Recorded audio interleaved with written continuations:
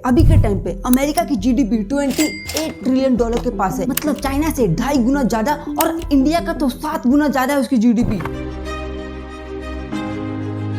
तो तुमसे कोई पूछे कोई कंट्री सुपर पावर कैसे बनती है, तो देश की जो है इकोनॉमी सबसे ज्यादा स्ट्रांग होगी और वहाँ की मिलिट्री सबसे ज्यादा स्ट्रांग होगी और वहाँ की जो कंपनियां हैं वो पूरे देश पर रूल कर रही होंगी और उस कंट्री की जो फिल्में हैं और देशों पर जाके बहुत ज्यादा इफेक्ट डाल रही होगी। किस कंट्री ने सबसे ज्यादा नोबेल प्राइज जीते हैं और किस कंट्री ने सबसे ज्यादा गोल्ड मेडल जीते हैं, और ये कुछ रीजन है जिससे कारण ये अमेरिका एक सुपर पावर कंट्री बनती है। अब क्या जो कंट्री है वो सिर्फ पैसों से सुपर पावर बनती है?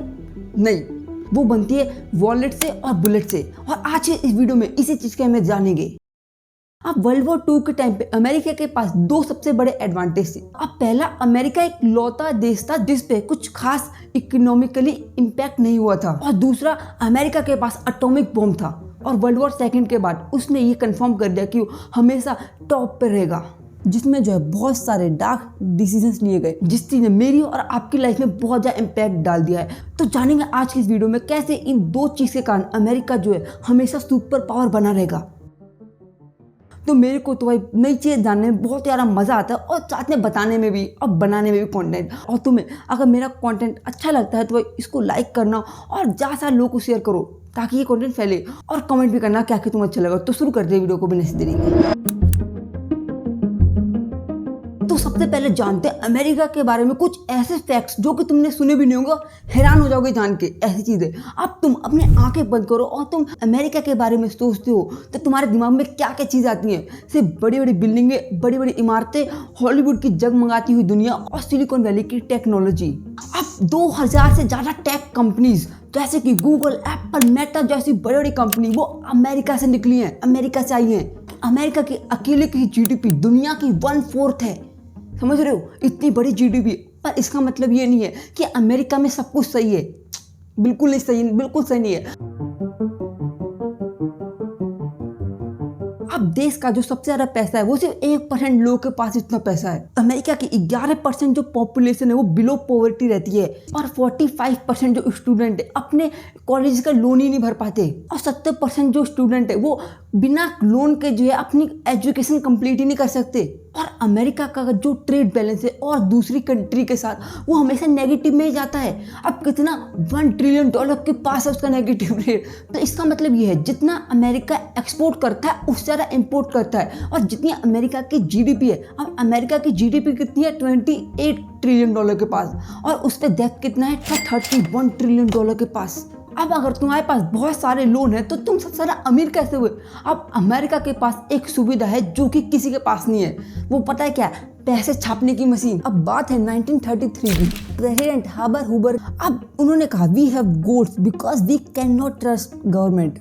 अब उस टाइम पे जो है गोल्ड स्टैंडर्ड हुआ करता था, मतलब तुम गोल्ड दे के जो है पैसों ले सकते थे। इतना आपके हाथ में पैसा है उतना ही गोल्ड सेंट्रल गवर्नमेंट के पास होता है कि तुम कभी भी जाके जो है उतने पैसे दे के तुम कितने भी गोल्ड या सोना ले सकते हो। अब वर्ल्ड वॉर के बाद जितनी भी सुपर पावर थी सबके सब किसी न किसी दिक्कत में थी। अब देशों को जितना रिबिल्ड करने के लिए जितना पैसा चाहिए था उतना किसी के पास था ही नहीं। तो 1944 में हुआ ब्रेटन वुड्स एग्रीमेंट।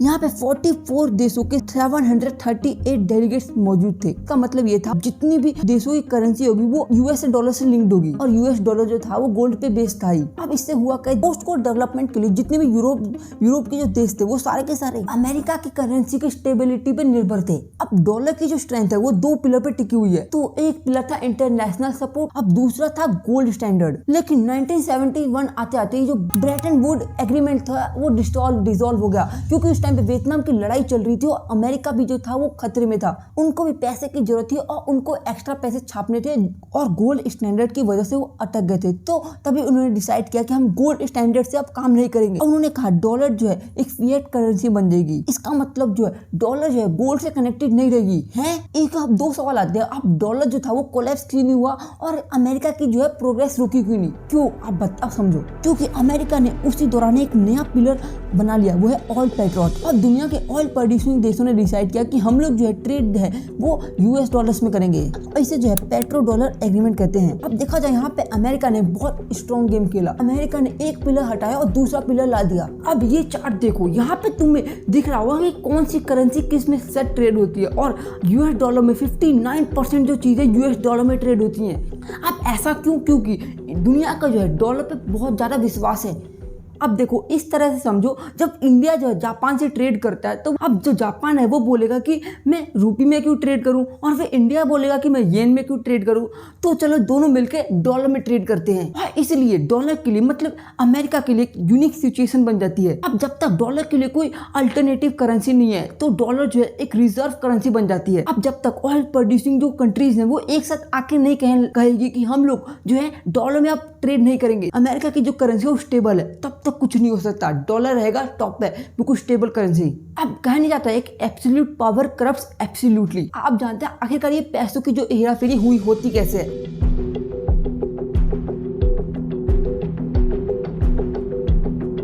जब 2020 में जब कोविड पेंडेमिक शुरू हुआ तब रिसेशन की जो प्रॉब्लम थी वो अमेरिका पे आ रही थी। अमेरिका का जो स्टॉक रेट है वो बहुत तेजी से गिर रहा था और बहुत सारी बड़ी बड़ी कंपनी जो ले ऑफ करी जा रही थी और जीडीपी जो थी वो 32% नीचे क्रैश कर गई। और इकोनॉमी बचाने के लिए अमेरिका ने बहुत सारे प्लान्स अपनाए और एक प्लान था क्वांटिटेटिव यूजिंग। अब ये जो वर्ड है बहुत ज्यादा यूनिक और फैंसी लगता है, पर इसका एक ही मतलब है कंट्री को चलाने के लिए जो है पैसे बहुत ज्यादा प्रिंट किए जाते हैं। अब ये जो पैसे हैं ऐसा नहीं जब मन करता प्रिंट हो जाए, नहीं, अब ये जो इसके लिए बॉन्ड होते हैं और जिसको जो है लोग खरीदते हैं और जिन पे जो है उनको इंटरेस्ट भी मिलता है और रिलीफ के तौर पे जो है एक्स्ट्रा पैसे छोड़े जाते हैं, गरीबों को दिए जाते हैं और इस टाइम पे जो है टैक्सेस बढ़ाने की जगह पे कम किए जाते हैं। अब फरवरी से लेकर 2020 तक यूएस ने $3 ट्रिलियन के पास छापे थे पैसे, जिसके कारण यूएस जो है इतना ज्यादा कर्ज में आ गया। इसी की वजह से अमेरिका कोविड पेंडेमिक के इकोनॉमिक इंपैक्ट से बच पाया और इसी कारण जो अमेरिका का डेब्ट है इतना ज्यादा हाई है इस टाइम पे। आप देखो इस एक्शन में कोई स्कैम नहीं है, पर अगर अमेरिका की जगह पे कोई और देश होता तो क्या होता।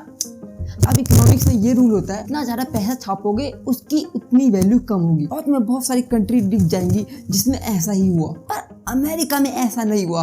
ऐसा क्यों? अब इन कंट्री के जो पैसों की डिमांड है सिर्फ उसी कंट्री के अंदर है। अब जैसे इंडिया के जो रुपीस की डिमांड है वो सिर्फ इंडिया के अंदर ही है, पर अमेरिका का जो डॉलर है वो ग्लोबल करेंसी है एक, और इसकी वजह से उसका जो डिमांड है पूरी कंट्री में है। और जो पैसे अमेरिकन लोगों के हाथ में आए उन्होंने इंपोर्ट पे भी पैसे बहुत खर्च किए और सऊदी में बना ऑयल खरीदा और इंडिया में बने मसाले खरीदे, चाइना से इलेक्ट्रॉनिक का माल इंपोर्ट किया। अब देखो सप्लाई जितना बढ़ा उतना ही डिमांड भी बढ़ा।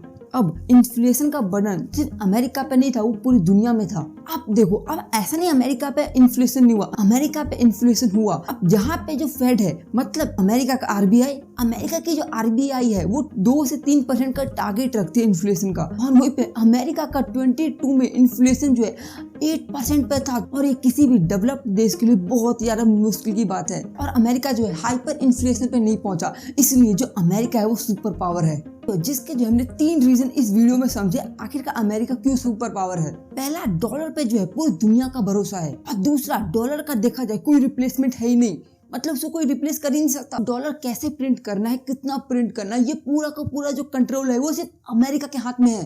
की वजह से जो अमेरिका की सिलिकॉन वैली बैंक है 2023 में डूब गई, पर फिर भी वो डूबने के बाद उसकी जो इकोनॉमी पे इतना फर्क पड़ा ही नहीं। आप देखो 2008 में भले ही रिसेशन आया, पर कुछ टाइम बाद अमेरिका की जो इकोनॉमी है वो स्टेबल हो गई, और अगर कोई और देश होता 10 से 20 साल आराम से लग जाते उसको रिकवर करने में, और वो अमेरिका है ना उसको सिर्फ 3 साल लगे ठीक होने में, रिकवर करने में।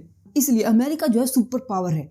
अब देखो इस वीडियो में मैंने अमेरिका की इकोनॉमी में बात की है, और भी मैंने कुछ ऐसे वीडियोस बना रखे हैं जिसमें मैंने और देशों की इकोनॉमी के बारे में बात की है। अब ये अमेरिका की इकोनॉमी बात की है, और आने वाली वीडियो में हम जापान की इकोनॉमी के बारे में बात करने वाले, जो कि बहुत ज़्यादा मजेदार वीडियो होने वाली है। तो भाई अगर तुम्हें वीडियो देखनी है तो ये चैनल को सब्सक्राइब कर लो, ताकि तुम्हारे पास पहले से ही नोटिफिकेशन आ जाए, फिर तुम्हारे फीड में सजेस्ट कर दे। आज की इस वीडियो के लिए बस इतना ही। अगर तुम्हें ये वीडियो अच्छी लगी तो वीडियो को लाइक करना और चैनल को सब्सक्राइब भी करना। तब तक के लिए मिलते हैं किसी और वीडियो में, तब तक के लिए बाय बाय, टाटा।